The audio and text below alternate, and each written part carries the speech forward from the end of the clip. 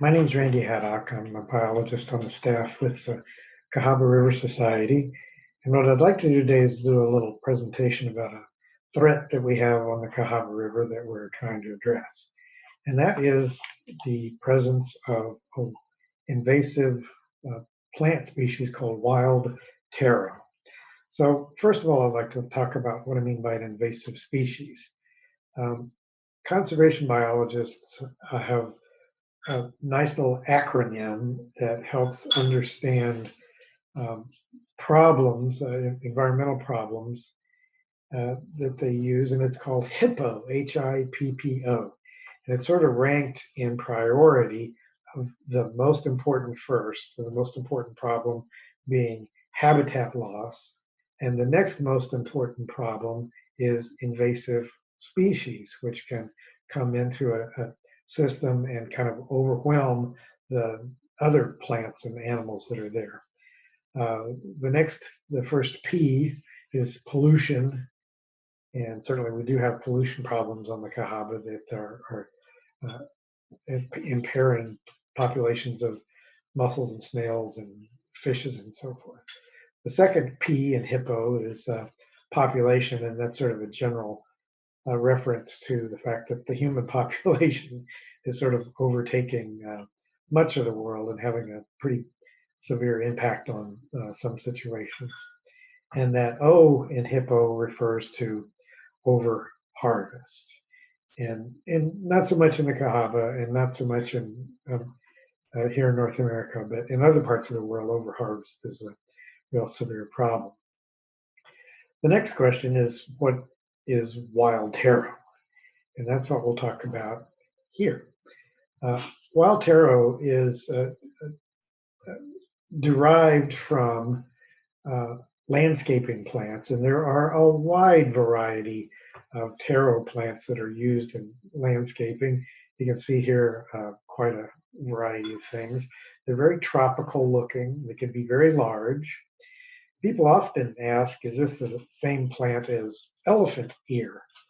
Now, the name is often used for taro, but actually elephant ear is a different plant. But just to confuse things more severely, sometimes experts call elephant ear giant taro. So common names are just a mess, and I hope you'll just be patient with me. So both kinds of elephant ear and wild taro are used ornamentally. They both get quite large. And let me back up. But elephant ear per se does not seem to have the potential to escape and run rampant in the wild in Alabama. Actually, in Florida, it does. And in Florida, both wild taro and elephant ear are designated as invasive exotic plants that need to be controlled. So out of all these ornamental taro plants, unfortunately, at least one of variety has managed to escape deliberate cultivation, and it now survives and flourishes in natural situations in Alabama. In contrast to wild taro, you have caladiums, which are kind of a similar looking ornamental, which I would describe as being a little better behaved. Caladiums do not tolerate cold weather, even that which we have in Alabama on occasion in the winter. So they don't seem to escape and grow in the wild in Alabama. Here's a map that shows where wild taro has been documented as a problem by the EDD Maps. There you go, here, this EDD Maps website, which documents the occurrence and significance of invasive wild plants. So it kind of emphasizes the tropical nature of this plant and the fact that it won't get very far north. Taro was originally cultivated as a food source, and it's now grown all over the world for the tubers, the starchy tubers that some varieties produce.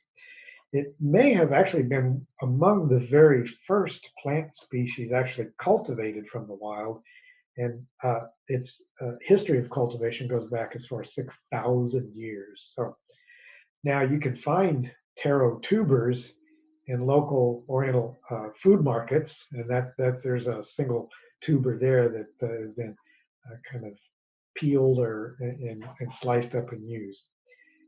You can see that, for example, in Hawaii, that there are very large areas that are uh, agriculturally cultivated for wild taro. So it's an important export crop in Africa and Hawaii and Brazil, and an important food crop in other places in the world. Now, while this plant may look interesting and be attractive, its presence can be an early stage of a very serious ecological problem. And we're gonna, you see a few growing on the bank here, and you see some growing out in mid-channel there, and we'll talk about that a little bit more. The problem with taro is that it just simply won't stay put. Unfortunately, when people grow taro, it grows well and it needs to be managed. And sometimes when people manage taro, they cut up the leaves and they pile them up and they put it on the side of the road for the city to come and pick up. Well, if we have a rain event that can wash these away, it might wash down into a storm drain and thus from there into a tributary. And once it's in a tributary, well, it'll go to town. This is a mid-channel bar on Patton Creek, and you see here on the bank you've got it growing, and in this mid-channel sandy bar, the taro have taken over and smothered out everything else. So in some places on the banks of the Coosa River and on the Black Warrior River, we've already got some really badly overgrown patches of wild taro. Here's a patch on the banks of the Cahaba, and you can see it gets quite large, and when it gets dense and large like this, it can smother out native riparian species and become more and more of a problem. So I'll mention that this patch no longer exists because our friends and volunteers with Regions Bank made a strong effort to go in there and dig it up and remove the tubers. Now, the plant can become very tall, at least taller than I am. As you can see here, well, I hope you can see here, there's a lot of glare coming off the top of my head there, so it kind of makes for a difficult picture to see. All right, here we go. Now, I'd mentioned that the taro can spread quite rapidly, and the reason it can spread so rapidly is that the mother plant will produce these long stolons, or if you will, runners, that then grow a baby plant out at the end. And here, Henry Hughes has a stolon that's 5 or 6 feet long, and here's one that I found. I was paddling on the river and saw a little taro plant down at the water's edge and started looking around for the mother plant, and the mother plant was up the bank about 9 feet. So there's the mother plant, and here's the little stolon that I noticed down by the water.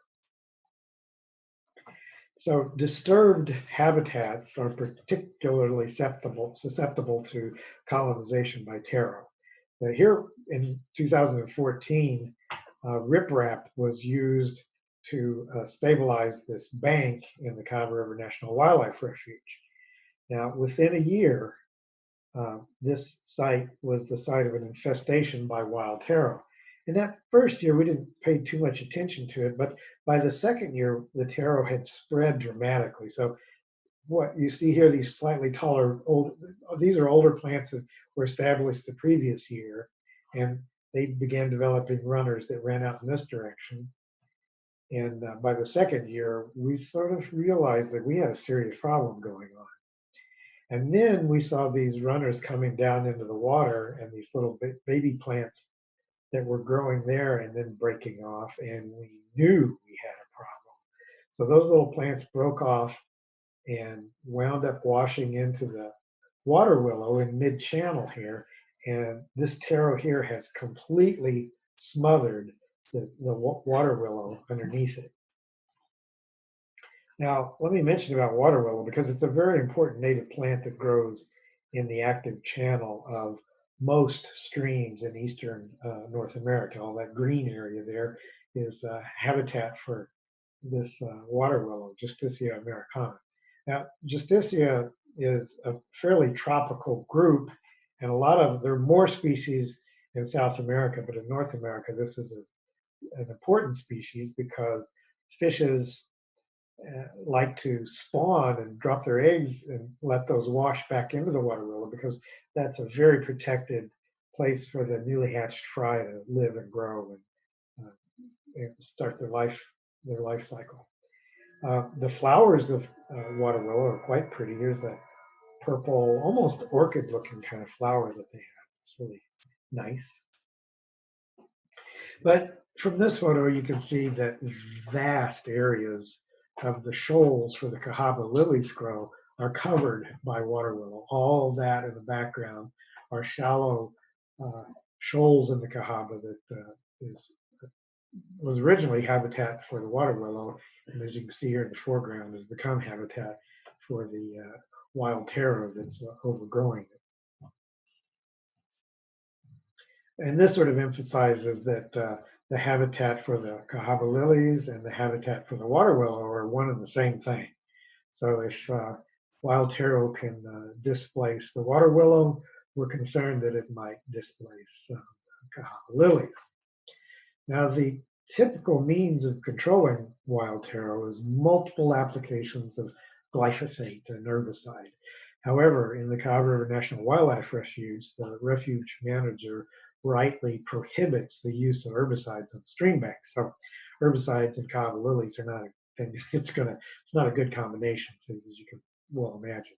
So the next fallback is digging up the plant, and that's probably the quickest and most effective way. The herbicide approach is you have to often do several herbicide applications before you have successfully knocked it back. So digging can be a great way to do it, but these rocks here, this riprap, these are 50, 60, 80 pound riprap, and it's basically it's impossible to move enough of these to get down where the roots of the wild taro are. So Dr. Nancy Lowenstein with the Extension Service suggested we might try covering the area with black plastic as a way to control the taro. And indeed, after about 3 weeks, we'd had this covered up, and you can see that the taro that was there has become chlorotic and died back. And unfortunately, a week later, the taro comes back all green and healthy looking. So 3 weeks was not long enough. So we decided that we would just cover it up with black plastic and leave it until fall and see if that did the trick. So indeed, that did help quite a lot and did knock them back pretty significantly. There were spots where we were unable to cover it with black plastic and had to try to take some other approaches to control that. So the Cahaba River National Wildlife Refuge is not the only place we find wild taro growing on the Cahaba River. And if you'll see these little green boxes that we have here, those are locations of wild taro growing on the Cahaba River. These red stars are places where it has been growing in the past, but we've made an effort to dig that up and try to remove it. And in some cases, I think we've been fairly successful. So here, for example, is a stretch of the river that had a lot of wild taro. And we had some volunteers with Vista to help us out in terms of trying to remove those. And I think we've been fairly successful.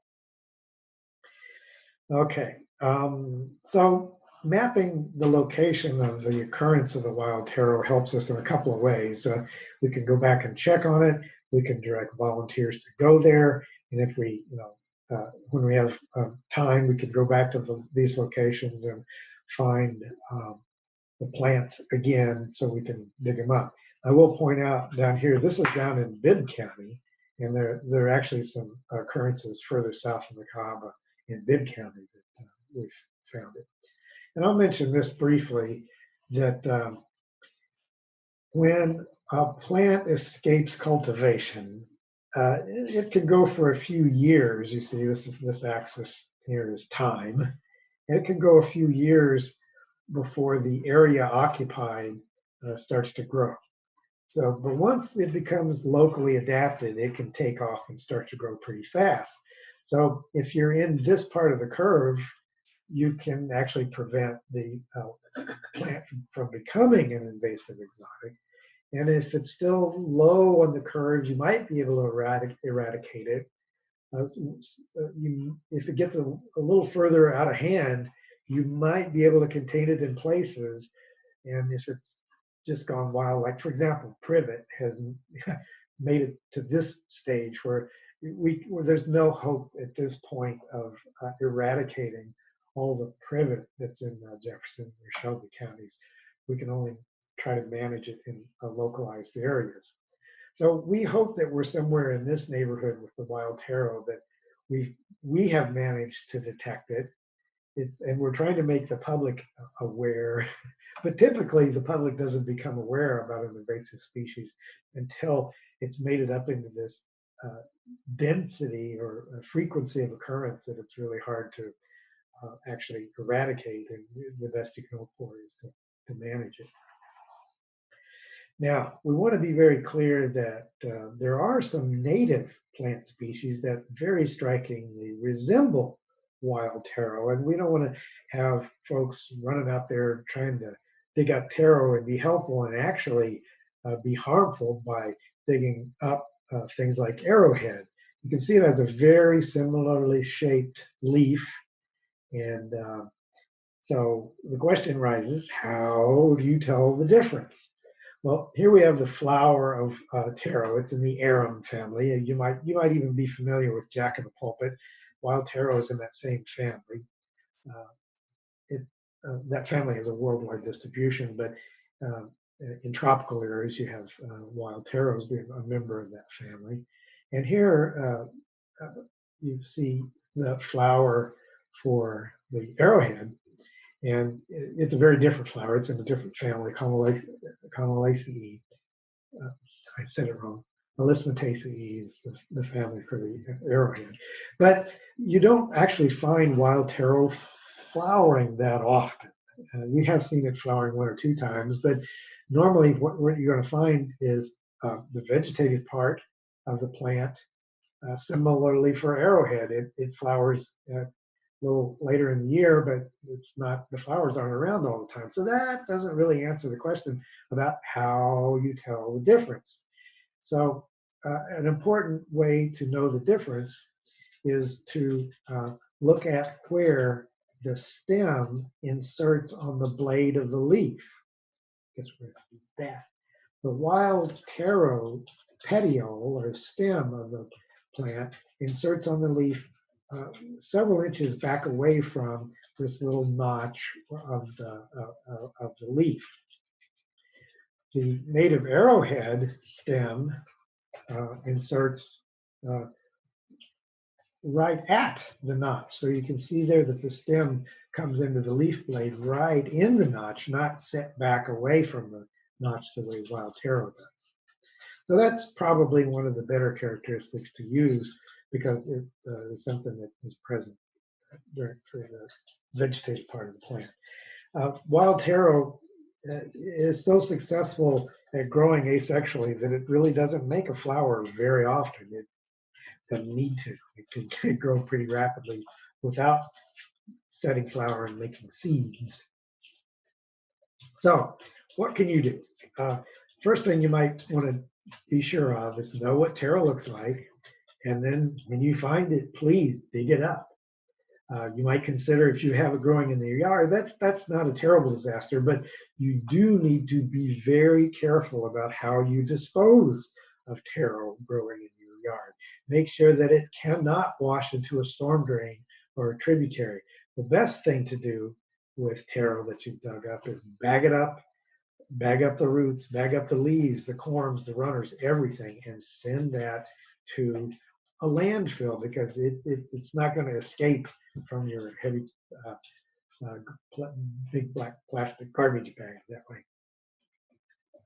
So dig it up, put it in a bag, and if you can't do it yourself, get some help. Here you see a whole group of folks that volunteered to help us out with wild taro growing on the Highway 280 pool above the diversion dam. And all of these folks worked really hard digging up a lot of taro on that part of the river. And if you can't get it yourself and you can't get help to get it, go on our website and let us know where that patch that you found is located. You can go to savethecahaba.org or Cahaba River Society.org, and you'll find a page about how to submit your email address and whether you've got a single plant or multiple plants, a little bit of information about what you found, and it will actually either ask for some other location information where you can cite it on a map or other ways of letting us know exactly where it is. Okay, so we appreciate you listening, and we hope you'll keep an eye out for this plant. It's a very serious potential problem. We're committed to keeping it out of the refuge, but to the degree that we can keep it out of the rest of the river, it will show up in the refuge many less times. Well, thank you so much, and come back again for another topic, we hope.